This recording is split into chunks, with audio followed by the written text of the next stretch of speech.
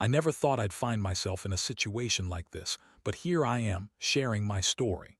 My name is Jake, and I was married to the woman I thought was my everything, Sarah, for 6 years. We had a good life together, or at least I thought we did. We had our ups and downs like any couple, but we always managed to work through them. At least, I believed that was true until the odd days began. The first time I noticed something was off was about a year ago. I travel for work, mostly on Mondays and Wednesdays. I took a job in sales that required me to be out of town quite a bit. I thought I was doing the right thing by providing for us, but I never really paid attention to how my absence might be affecting Sarah. One day, I returned home from a trip, and I noticed she wasn't wearing her wedding ring. I thought it was just a coincidence. After all, we all forget things sometimes. But as the months went by, it became a pattern. Sarah would stop wearing her ring on those odd days when I was away. I asked her about it once, jokingly at first, saying something like, "Did you get tired of being married or something?" She laughed it off, saying she just didn't want to lose it while working out or whatever excuse she came up with. I guess I wanted to believe her. I wanted to trust her. As I continued to travel, I noticed other signs, little things, like her phone lighting up more frequently with texts she wouldn't let me see. She would always turn away when I entered the room while she was scrolling through her messages. I brushed it off as her wanting some privacy, but deep down, that nagging feeling started to grow, like a weed in my mind that I just couldn't pull out. Then came the night that changed everything. I had just returned from a 3-day trip and was excited to see her. I walked in the door and there was an odd tension in the air. Sarah was acting strange, more distant than usual.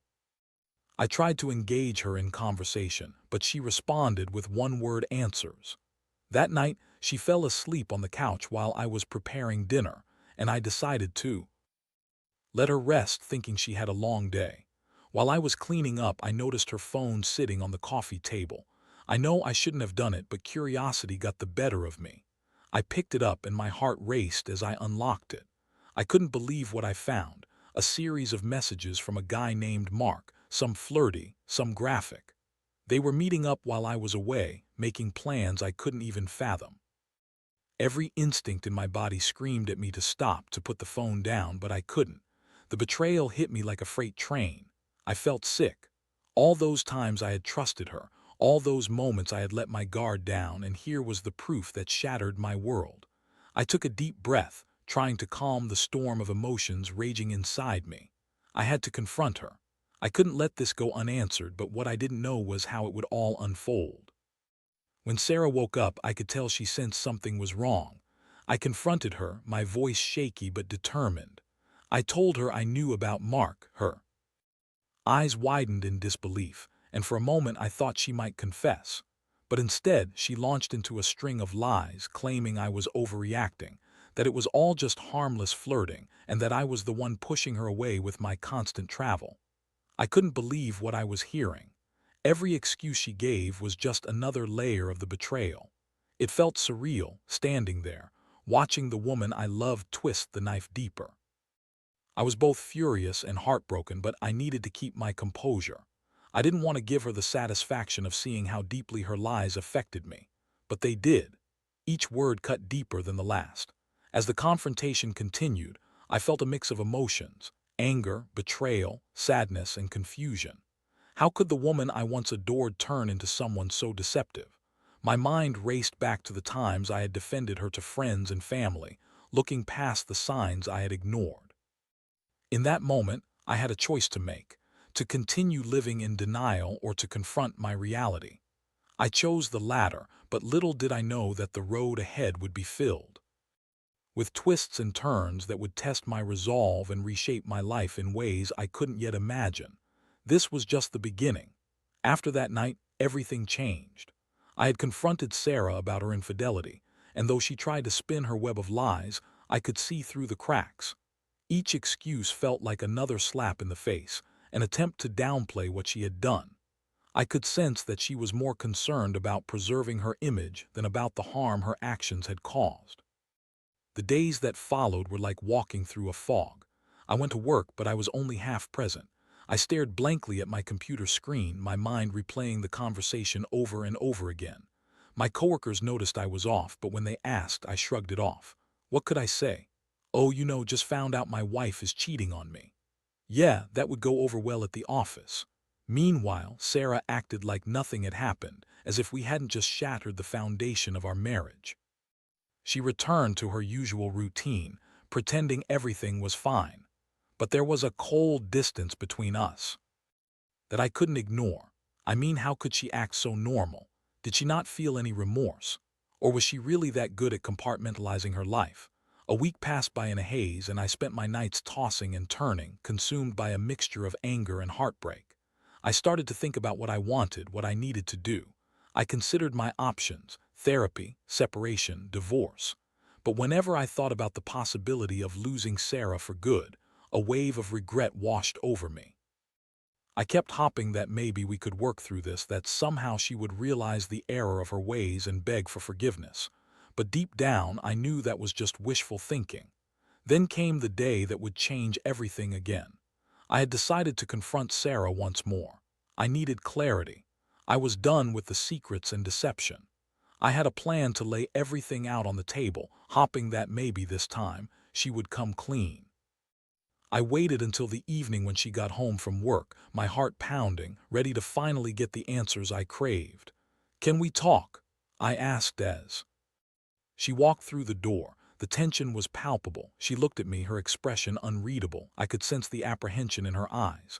"About what?" she replied, feigning innocence. "About you and Mark," I stated, refusing to let her dodge the issue any longer. "I saw the messages, Sarah. I know about your affair." To my surprise, she didn't deny it this time. Instead, she shifted into defense mode. "Look, Jake, it's not what you think. You're always away." I felt neglected. Her words felt like daggers, and I couldn't believe the audacity she had to paint herself as the victim. "Neglected? You think cheating is the solution to feeling neglected?" I shot back, feeling my own anger boil over. "You didn't even try to talk to me about it." She rolled her eyes, clearly annoyed. "You wouldn't understand. You're never around. You just don't get it." I felt my heart pounding in my chest. "So instead of communicating with me like an adult, you decide to betray me. You could have talked to me about how you felt, but you chose to have sex with someone else." The accusation hung in the air between us, thick and suffocating. For a moment it felt as though we were in a standstill, locked in a battle of wills. I could see her defenses slowly crumbling, but instead of confessing, she doubled down. "It was just a fling, Jake. It didn't mean anything. You're just overreacting." Overreacting? I couldn't believe my ears. "You think I'm overreacting? This isn't just some minor disagreement. This is everything. You've shattered my trust." Amidst our heated exchange, I felt an overwhelming wave of sadness wash over me. This wasn't the woman I had married. The woman I loved would never do this. I stood there, taking in the reality of who she had become, and in that moment I realized something profound. I was done being the one who fought for our marriage. The confrontation left me emotionally drained. I knew I had to take control of my life again, but what that meant was still unclear. I spent the night alone, wrestling with the idea of what to do next. Should I file for divorce? Should I give her one last chance? I found myself contemplating the kind of life I wanted. I had always pictured a future with her, children, a house, a happy life. But now I had to ask myself if I could ever trust her again. Could I really envision growing old with someone who had betrayed me so deeply? As I wrestled with my thoughts, I knew one thing for sure. Whatever happened next, I had to choose myself. I would no longer allow her actions to dictate my happiness. I needed to figure out how to move forward, whether that meant repairing our shattered marriage or walking away for good. But one thing was certain: I was no longer willing to be a victim in my own life story. It was time to take back my power. The next few days were a whirlwind of emotions for me. I felt like I was living in a constant state of anxiety, constantly on edge. I started to take a step back and reevaluate everything: my marriage, my own sense of self-worth, and what I wanted in life. I spent sleepless nights going over our past, trying to make sense of how things had spiraled so out of control. I had given my heart to someone who had so easily tossed it aside. Eventually, I made the decision to see a therapist. I needed an outlet, someone to help me process the whirlwind in my mind. I wanted to understand what had gone wrong, not just in my marriage, but in my own life and choices. During the first session, I found myself explaining everything to a kind stranger who listened without judgment. I don't even know how to feel, I admitted. I've been angry, sad, confused, and now I'm just numb. My therapist encouraged me to explore my emotions and think about my core values, reminding me that it wasn't just about Sarah's infidelity, but about what I needed and wanted in my life moving forward. It felt liberating to have a safe space where I could unpack all of this without fear of judgment. I started to see that this painful experience could lead to a path of growth if I allowed it. Back home, things with Sarah remained tense. She continued to act as if everything was normal, but I wasn't having it. I had spent years being the accommodating spouse, and now it was her turn to face the consequences of her actions. I began to set boundaries, making it clear that I wouldn't tolerate her dismissive attitude any longer. I wanted her to understand how deeply she had hurt me and to realize the gravity of what she had done. One evening, as I was sitting at the dining table preparing for another one of our awkward meals, I made a decision. I would lay everything out on the table, no more hiding, no more pretending. If we were going to salvage our marriage, then we needed to have an honest conversation about what had happened and what could potentially happen next. Sarah, I started with a steady voice, I think we need to talk about our future. We can't keep living like this, pretending everything is okay when it's not. She looked up from her plate, surprise evident on her face. What do you mean? I mean that we need to address the elephant in the room, what you did and where we go from here, I said, trying to maintain my composure despite the turmoil inside. She hesitated for a moment, clearly caught off guard. Jake, I already told you it was a mistake. It didn't mean anything. But it did mean something. Sarah, it meant you chose to betray me. And now, I need to know if you're willing to do the work to rebuild our trust, or if you think this is just a bump in the road. I felt my heart racing as I awaited her response. Part of me wanted her to show remorse, to acknowledge her mistakes and express a desire to make amends. But instead, I saw her defensiveness creeping back in. You think just because I made a mistake that it's all over. I can't believe you're willing to throw everything away over one moment of weakness. I was taken aback by her response. One moment of weakness. It wasn't a moment, Sarah. It was a choice you made repeatedly while I trusted you to be faithful. The tension in the air was thick, and I could feel my emotions boiling over. I wanted to scream, to shake her and make her understand the pain she had caused. But instead, I forced myself to take a deep breath, trying to channel that anger into clarity. Listen, I'm not here to throw everything away, but I need honesty, I said firmly. I need to know if you're committed to fixing this or if you're just hopping I'll get over it. She looked at me, and for the first time since this mess began, I saw a flicker of vulnerability in her eyes. I don't want to lose you, Jake. I just didn't know how to talk to you about what I was feeling. It felt easier to find that connection elsewhere. Her words stung. Easier. You think cheating is easier than having an adult conversation. I messed up, okay? I didn't think it would go this far. She finally admitted, her voice cracking.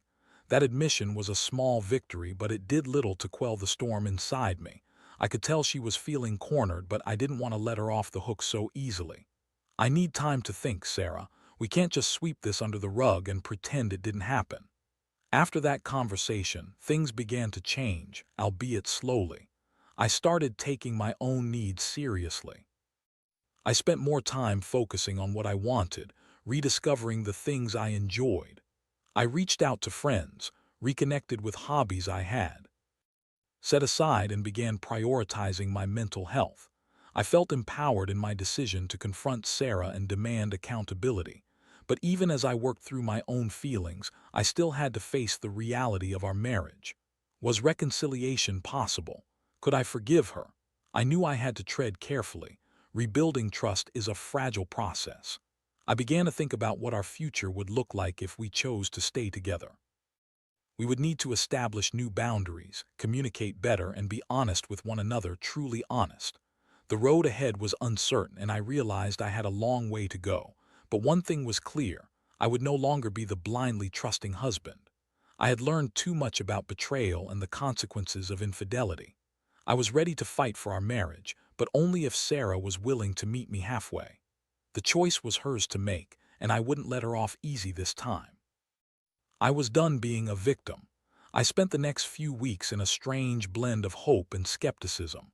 I was trying to navigate the choppy waters of our marriage post-infidelity, and every day felt like a step into the unknown. Sarah seemed to be making an effort. She was more attentive and tried to engage in conversations. But I couldn't shake the feeling that something was still off.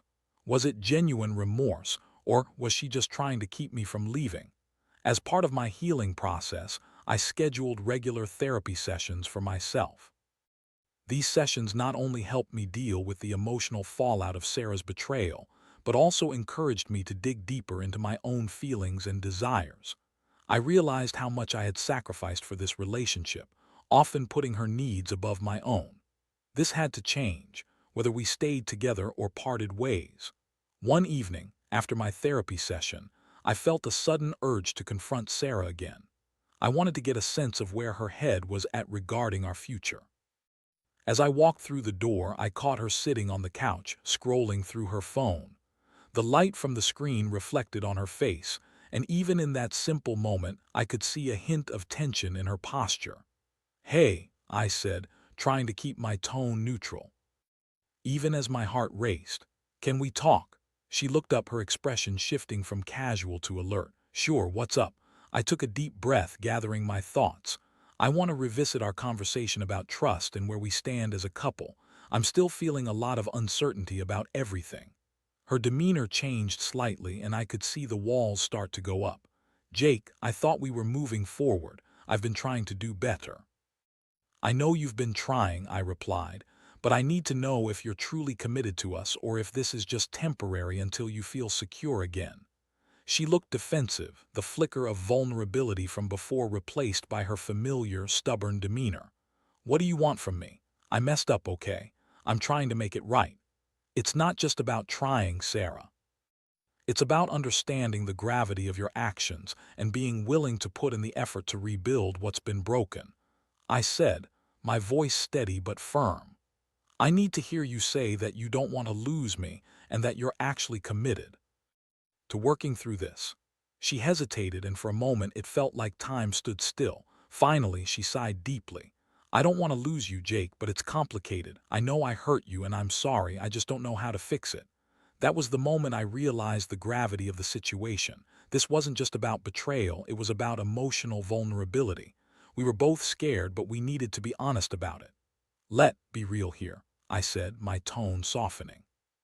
"We both have to confront our fears if we want to find a way forward. I can't do this alone."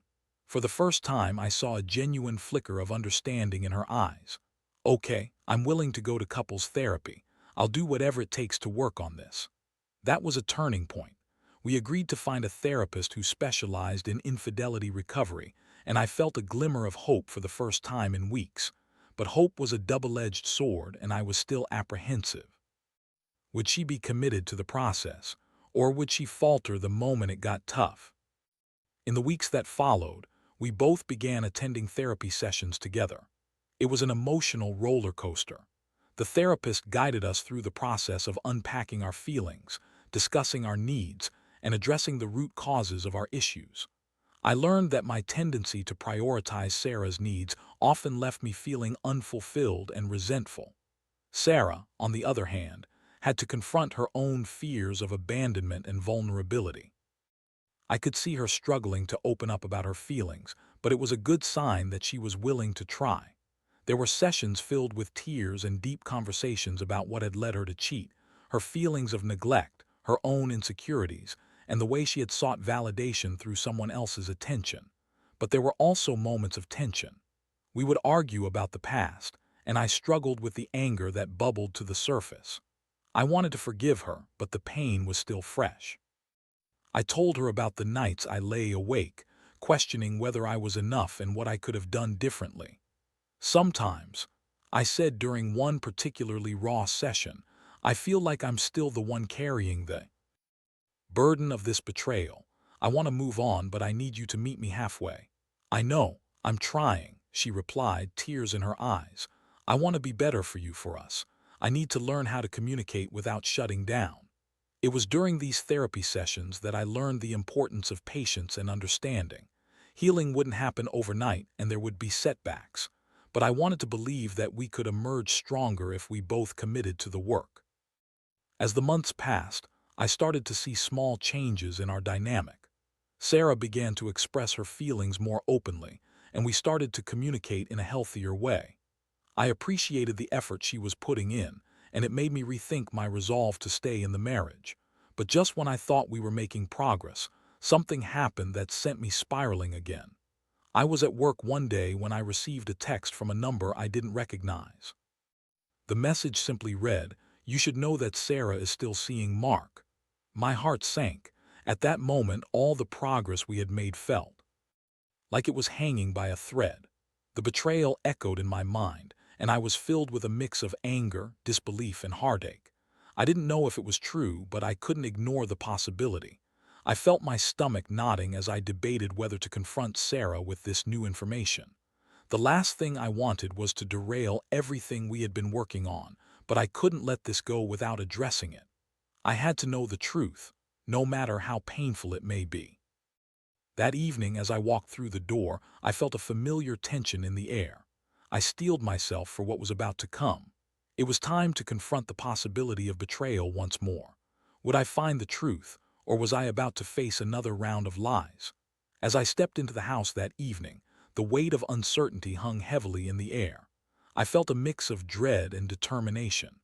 I had already endured so much pain, and the thought of facing another potential betrayal was exhausting. But I knew I couldn't let this chance slip away without finding out the truth. If there was any shred of a chance that Sarah was still seeing Mark, I needed to confront her about it. I found her in the kitchen preparing dinner. The aroma of garlic and herbs filled the air, and for a moment I wished things could go back to how they once were, but I couldn't ignore the nagging doubt eating away at me. "Sarah, we need to talk," I said, trying to keep my voice steady as I leaned against the counter. She turned to me, her brow furrowing in concern. "What's wrong?" "Someone reached out to me today. They claimed you're still seeing Mark." My heart raced, and I watched her face closely for any hint of a reaction. For a fleeting moment, I thought I saw panic flash across her features, but it quickly faded into confusion. "That's ridiculous. I haven't seen him since we started therapy. You know that, do I?" I shot back, not trying to hide the hurt and anger that bubbled beneath the surface. "You've lied to me before, Sarah. Why should I believe you now?" She opened her mouth to argue, but I could see her struggling too. "Find the right words. Jake, I swear to you I have cut ties with him. That part of my life is over." "Then why did they reach out to me?" I pressed, my voice rising. "What am I supposed to think?"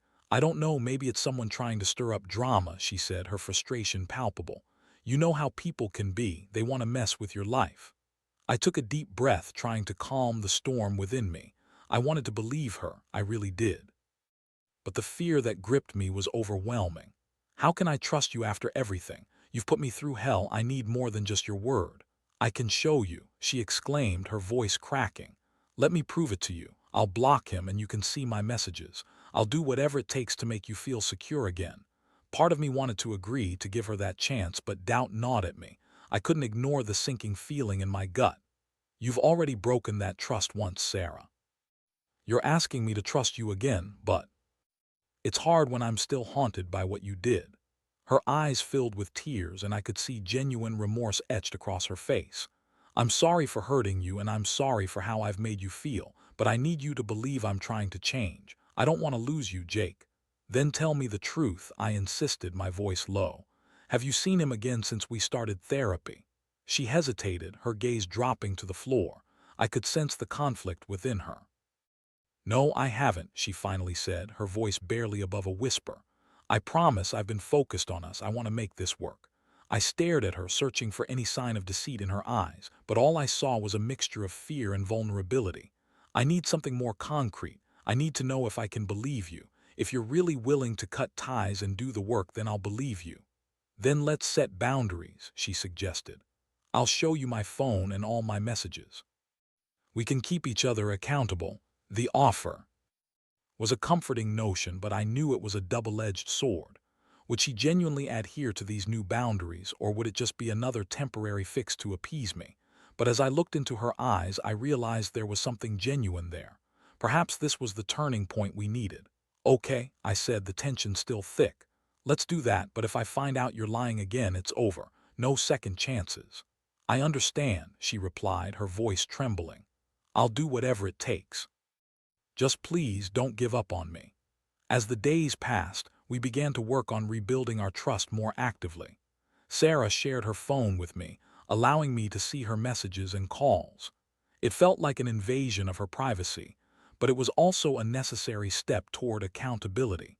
We set up a system where we would check in on each other's emotional states regularly, ensuring we were both committed to the process. I still had moments of doubt, but the more she opened up, the more I could see her commitment to making things right. I watched as she slowly transformed. She seemed more engaged, attentive, and willing to communicate.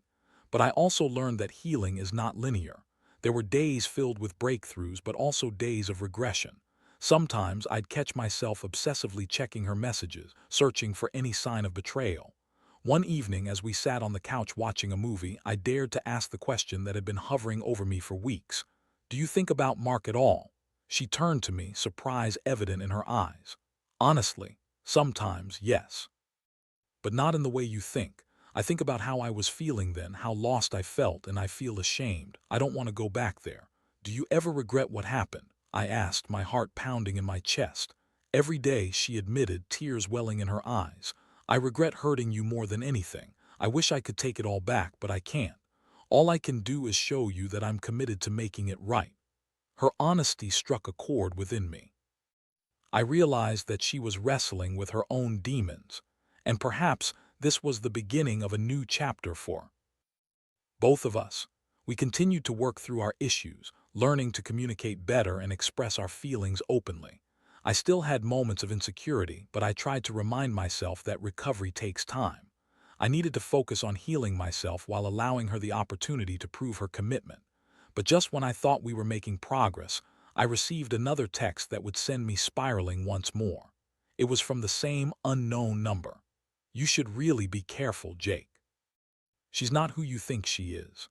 My stomach dropped as I read the message. I looked at Sarah, who was completely oblivious to my turmoil. The feeling of betrayal washed over me again like a tidal wave. What was I supposed to do with this new information? Could I really trust her? Or was I about to face yet another painful reality check? I felt trapped in a cycle of doubt and fear, and I knew it was time to confront this issue head-on. My heart raced as I stared down at the text message from the unknown number. "You should really be careful, Jake. She's not who you think she is." The words echoed in my mind, and I felt the ground beneath me shift. I couldn't just ignore this. I had already been through so much, and the last thing I wanted was to return to a state of betrayal. "Sarah," I called out, my voice catching in my throat as I turned to face her. She looked up from the couch, her expression shifting from casual to concerned. "I just got another message from that number." "What does it say?" she asked, her brow furrowing in concern. "It says I should be careful, that you're not who I think you are," I replied, trying to keep my emotions in check despite the swirling doubt that threatened to consume me. Her reaction was immediate. "That's ridiculous. Who would even send something like that?" "I don't know, but it's making me question everything again," I admitted, feeling frustration bubble to the surface. "I've made a commitment to trust you, but it's hard when I'm getting messages like this. Jake, I swear to you I'm not seeing him. I've cut ties. I've tried so hard to show you that I'm committed to us." Her voice rose slightly, a mix of anger and desperation evident in her tone. "But how can I be sure?" I asked, my own voice tinged with hurt. "It feels like I'm going in circles. I want to believe you, but every few steps I take forward, something pulls me back." "I understand, but I can't control what other people say. I can only control my actions. If I'm doing everything I can to be transparent and open, isn't that worth something?" I gazed at her, searching for any sign of insincerity, any hint that she was still playing me. But what I saw was a person who was equally confused and scared. "It is worth something," I said slowly. "But I need you to be completely honest with me. Can you do that? Are you still in contact with Mark in any way, even as friends? Her eyes filled with tears again. No, I'm not. I don't want to talk to him. I made a mistake and I have to live with it. But I want to move on from that and focus on us. I'll do whatever it takes. I felt the tension in my chest begin to ease a little. Maybe she was right. Trust was about taking risks, and I had to decide whether or not I was willing to continue taking that leap of faith. After all, I had been working on my own self-worth. Okay, I finally said. I'll take you at your word for now, but I need to know you're there for me. We can't keep doing this dance where I'm constantly questioning your loyalty. I promise, Jake, I'm here for you, she replied, her voice steadying. I want to learn how to communicate better. I want us to be happy again. With that, we agreed to set up stronger boundaries and communication strategies that would help us both feel more secure in our relationship. We decided to meet regularly to check in with each other, sharing our feelings and concerns openly. It was a scary step, but I felt it was necessary. As the weeks turned into months, we continued to navigate the complexities of our relationship. I won't lie, it wasn't easy. There were days when I would feel overwhelmed with doubt, and moments where I would catch myself staring at her phone, wondering if I was still being deceived. But the important thing was that we were both committed to working on our relationship. I began to understand that healing wasn't just about forgiveness. It was also about learning to trust myself. I had to confront my fears while also giving Sarah the space she needed to demonstrate her commitment. One day, during one of our check-in sessions, I felt a sense of clarity. Sarah, I think we're making progress, I said, and she looked up from her coffee, surprised but hopeful. I don't expect everything to be perfect, but I can see that we're both trying, and that's what matters. Tears filled her eyes and she smiled, a genuine smile that lit up her face. I want us to succeed, Jake. I want to show you that I can be the wife you deserve. That was the turning point for me. I realized that while the scars of betrayal might never fully disappear, they could transform into something else. Lessons learned, growth, and a chance at a more honest and fulfilling relationship. In the end, I learned that trust takes time and effort from both partners. It's not about erasing the past, but rather about planning a future where both individuals are equipped to support one another. And even in the face of uncertainty, I was willing to give love another chance. As I sit here reflecting on this journey, I want to remind anyone reading this. Relationships take work. They require vulnerability, honesty, and the courage to confront difficult truths. If you find yourself in a similar situation, know that healing is possible. But it takes two willing hearts to make it happen. You just have to decide what you're willing to fight for, and sometimes that fight begins from within.